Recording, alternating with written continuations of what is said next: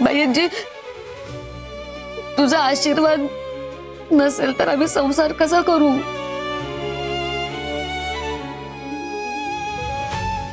आमच्यात वेगळं राहायची हिंमत कशी येणार? मला माहितीये तू चिडलीयस,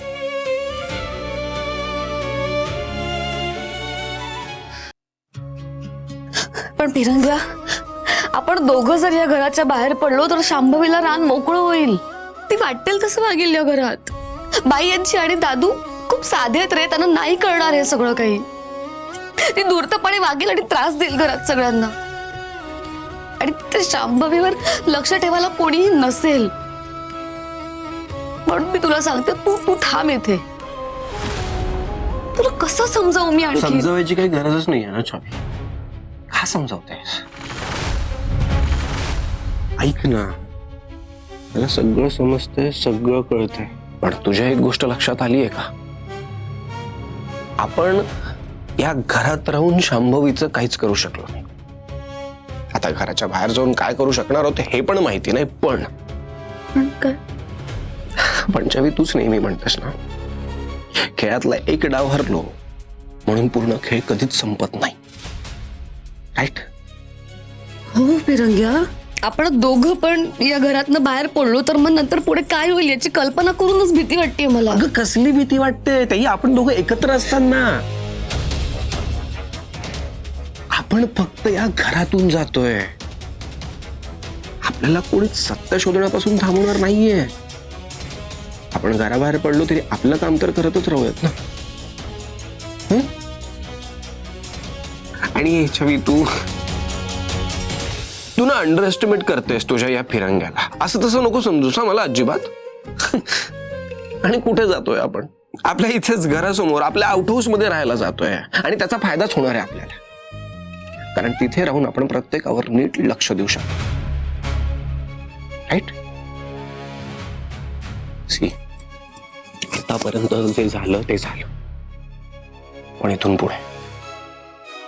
पुढे आपल्याला शांभवीला जिंकू द्यायचं नाहीये, ॲट एनी कॉस्ट.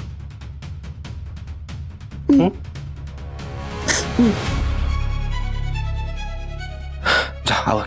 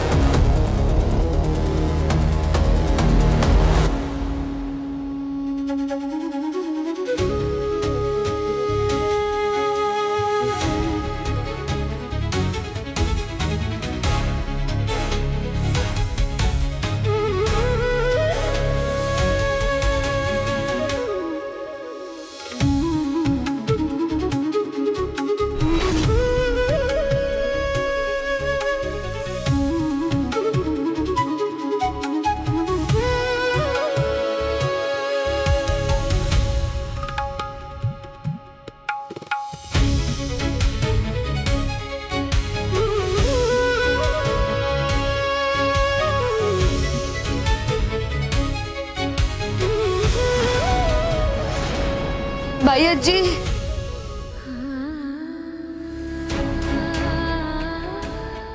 आई,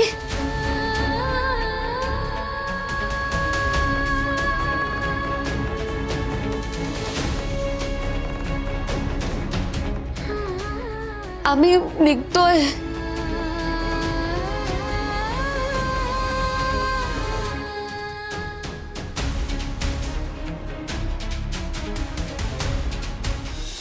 कोणी येणार नाहीये का आम्हाला निरोप द्यायला?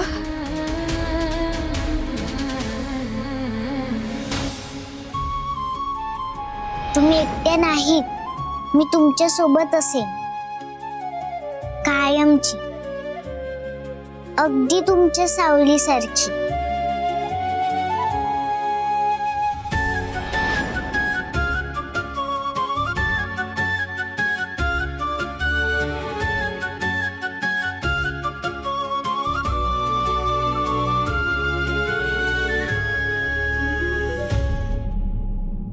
बाई आजी,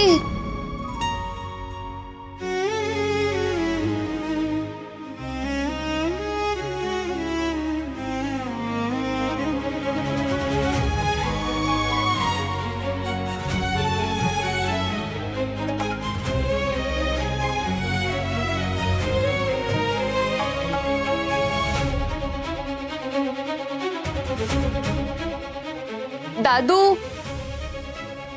आम्ही जातोय. तू पण येणार नाहीस का आम्हाला निरोप द्यायला?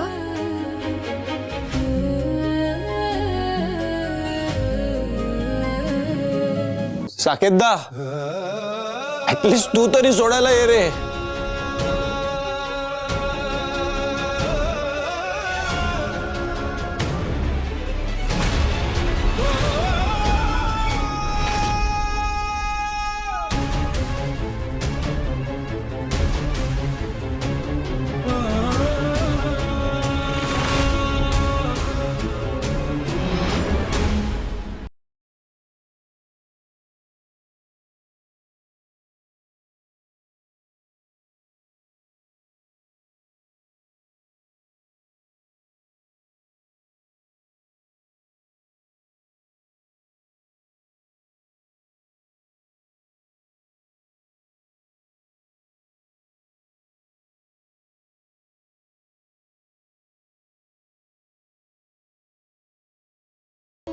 चल.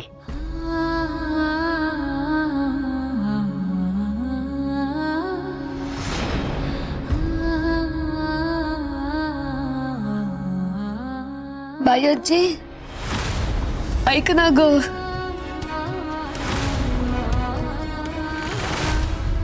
उघड ना ग दार.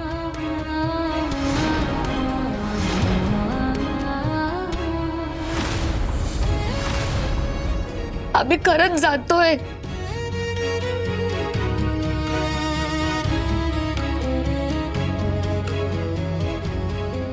आम्हाला निरोप द्यायला तरी ये ना ग बाहेर.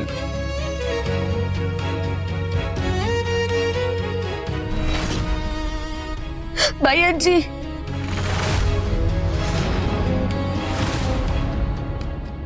बाई आजी, मी त्यांना बाई करून येते. त्यांना एकटं वाटायला नको ना. मी जाते. कोणीही बाहेर जायचं नाही. बाई आजी प्लीज. एकदा सांगून कळत नाही तुला? कोणीही बाहेर जायचं नाही. आम्हाला आशीर्वाद घेऊ दे ना तुझा.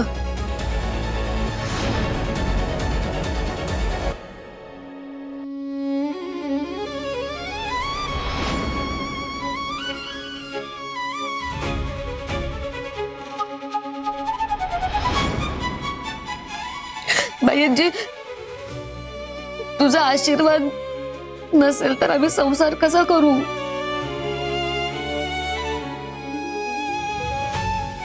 आमच्यात वेगळं राहायची हिंमत कशी येणार? मला माहितीये तू चिडलीयस.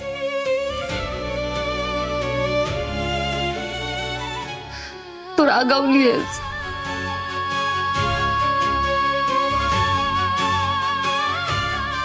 पण मग तू राग दाखवला तरी ये ना ग बाहेर. बाई आजी, छवी असताना कुठलंही टेन्शन घ्यायचं नाही. कळलं?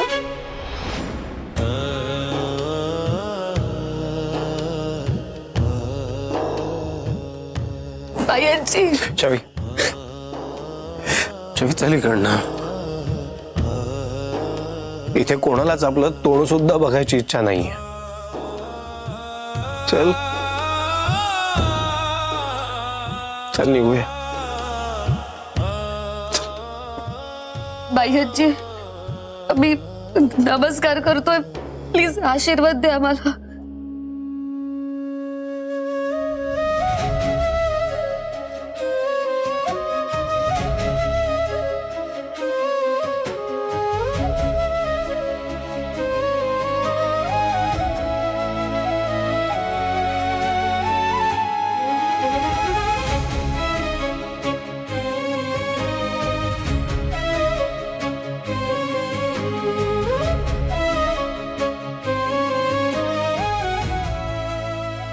जातो आम्ही. चल.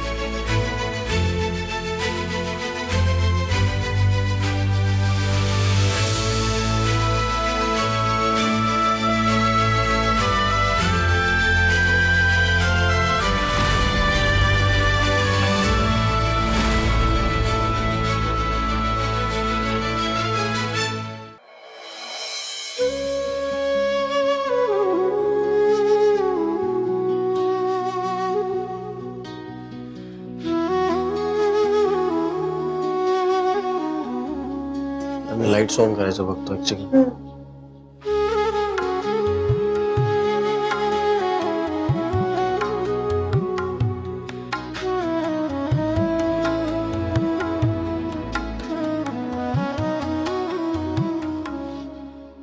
डोळ्यासमोर आहे आपलं घर,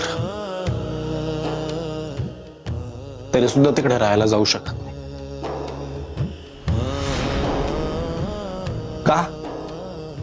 कारण बाईजीने शपथ दिली आहे की काही झालं तरी त्या घराचा उंबरठा ओलांडायचा नाही. हिरण्या, बाई आजीची शपथ आपल्याला पाळायचीच आहे. आणि बघ जे काही आहे ते आपण स्वीकारलं ना की आपल्याला त्रास नाही होणार. करेक्ट आहे छवी, पण तिकडे तिकडे बाईच्या तब्येतीला काय झालं तर, तिला काही झालं तर मग काय करायचं आपण? साकेत दादा आहे तिकडे, किरू आहे, त्यांना काही झालं तर, त्यांना आपली गरज असली तर मग काय करायचं? इथे उभं राहून फक्त तिकडनं बघत राहायचं, नाही जायचं तिकडे? नाही नाही नाही, आपण आपल्याला बाहेरून जितकी मदत करता येईल तेवढी करूया. ऑडबोट शांभवीनी तिने काही परत केलं तर मग काय करायचं सांग ना. फिरंग्या तू शांत हो. बघ आपल्या समोर हे एक मोठं आव्हान आहे आणि ही लढाई आपल्याला जिंकायचीच आहे. त्यामुळे आपल्याला जितकं जमेल ना तितकी आपण यांना बाहेरून मदत करूया. बाकी काहीच नाही करू शकत आपण. मला ना एक गोष्ट कळतच नाहीये छवी. मला ना बाह्याचीचं वागणंच कळत नाही. आय मीन किती लहान मुलांमध्ये राहिली ती, मुलांना मोठं केलंय, लहानाचं संस्कार दिलेत, घडवली आहेत मुलं तिने, कितीतरी शाळा उभ्या करून ठेवल्यात, पण तिला स्वतःच्या नातवाच्या आणि छवीच्या मनात काय सुरू हेच कळत नाहीये. तिला साधं कळत नाही की आपण जे काही भांडतोय ते चांगल्या गोष्टीसाठी भांडतोय. आपल्या मनातला खरेपणा का कळत नाहीये तिला. आणि ज्या घरात लहानाचे मोठे झालोय आपण, आता त्याच घरात जायला बंदी आहे. वाव. बरोबर आहे तुझं फिरंग्या, पण हे बघ जितकं मी बाह्यजीला ओळखते त्यावरून मला असं वाटतं की तिचा राग हळूहळू जाईल. मला असं वाटतंय तिचा काहीतरी हेतू आहे म्हणून तिने ही शिक्षा दिली, आणि मुळात तिने ही शिक्षा मला दिली आहे. तर माझी शिक्षा आहे ही. तू उगाच ही शिक्षा भोगतोय. ऐक ना, आपलं ना ऑलरेडी बोलणं झालंय या विषयावर.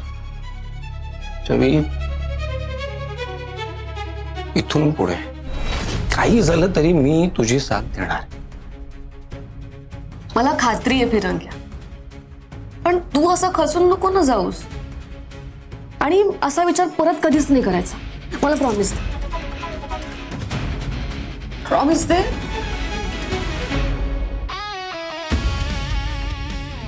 आय प्रॉमिस यू आपण एकत्र शांभवीचा खरा चेहरा सगळ्यांसमोर आणूयात, आणि लवकर आणूयात.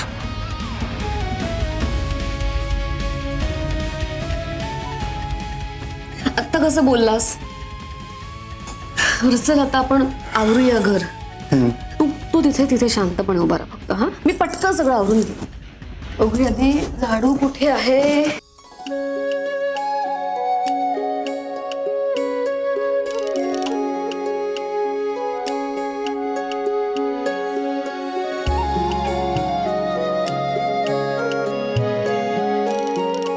देख काय?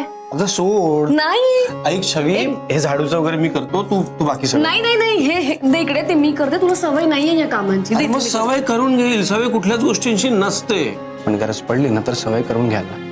ऐक ना, मी करते. तुला धुळीचा त्रास होईल फिरंग्या. ओके, काही होणार नाही मला. आणि शेअरिंग इज केअरिंग. आणि बाकी सगळ्या गोष्टींची पण जबाबदारी आपण एकत्र घेतली आहे ना, मग घर स्वच्छ करायची जबाबदारी पण एकत्र घेऊ, आणि एकत्र हे घर उभं करू. ओके, तू बघ बाकीचं, मी हे करतो.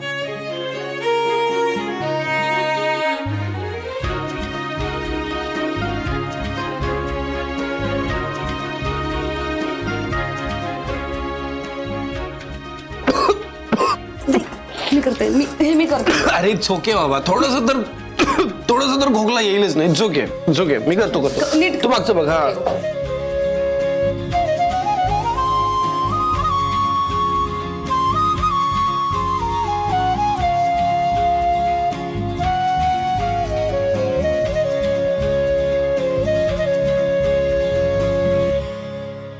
फिरंग्या, हे काढून दे. हा, एक सेकंड.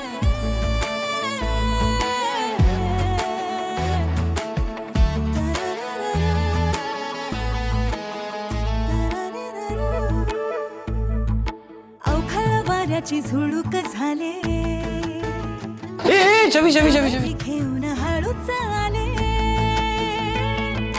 थोडीशी जिद्दी, थोडीशी हट्टी, भिडते थेट मी. भीती जगाची ना मला, जशी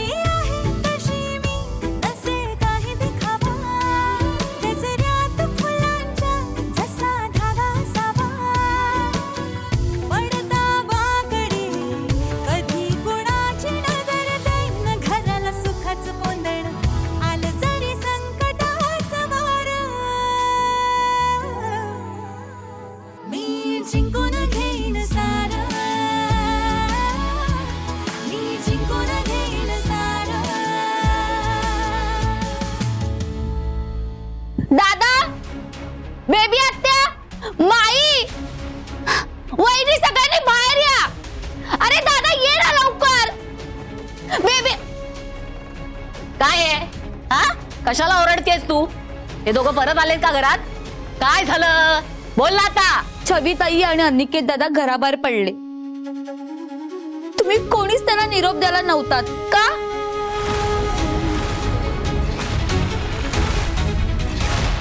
मी तर बाईजी जवळ होते, पण तुम्ही सगळे तर इथेच होतात ना. इतकं वाईट कसे वागू शकता तुम्ही सगळे?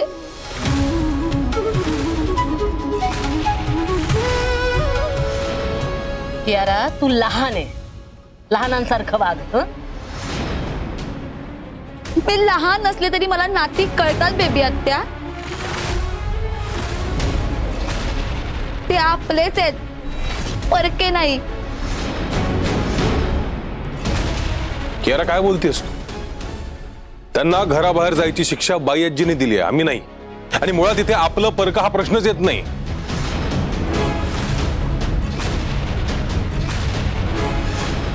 त्यांना कौतुकाने निरोप द्यायचा होता का आपण सगळ्यांनी? छवी आतापर्यंत प्रत्येक वेळेस शांभवीवरती संशय घेत आली, आरोप करत आली.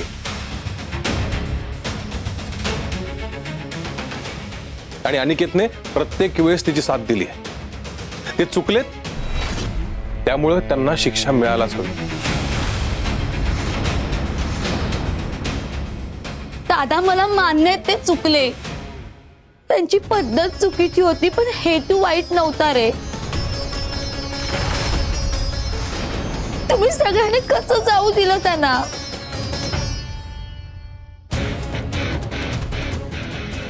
कियारा, तुला का त्यांचा एवढा पुळका येतोय ग?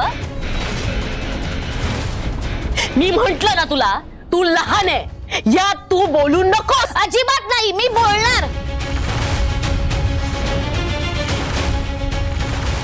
आपल्या घरातली 2 माणसं रडत रडत बाहेर गेली आणि तुम्ही सगळेजण गप्पपणे उभे होतात. कोणीच काही बोललं नाही. काहीच वाटलं नाही का तुम्हा लोकांना? थोडी पण सिंपत्ती नाही वाटली त्यांच्याबद्दल?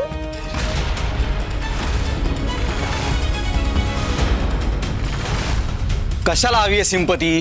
कियारा, परत परत चुकीचं बोलू नकोस. त्या दोघांमुळे साकेत आणि शांभवीचा संसार तुटायची वेळ आली होती. मला मान्य आहे मोरू काका, ते चुकले, पण चूक शांभवी वहिनीची पण होती. तिने न विचारता पैसे घेतले, साकेत दादाशी खोटं वागली. हिची आई राजनाच्या ताब्यात आहे म्हणून हिच्या सगळ्या चुका माफ केल्या जात आहेत का?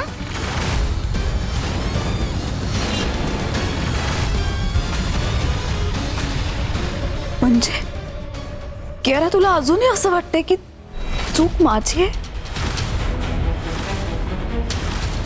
हो, एकाची चूक लपवायला दुसऱ्याला घराबाहेर काढणं हे मला अजिबात पटलेलं नाही.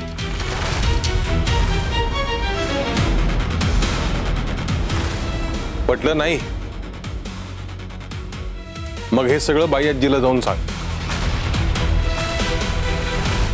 कारण त्यांना घराबाहेर काढायचा निर्णय बाई आजीने घेतला होता. आणि मला इथून पुढे या घरामध्ये या विषयावरती पुन्हा चर्चा नकोय. नका करू चर्चा, नका करू.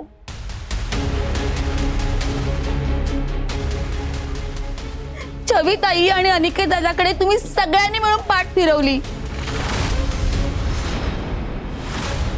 आणि माई, तू सुद्धा तेच केलंस. मी एक कधीच विसरणार नाही.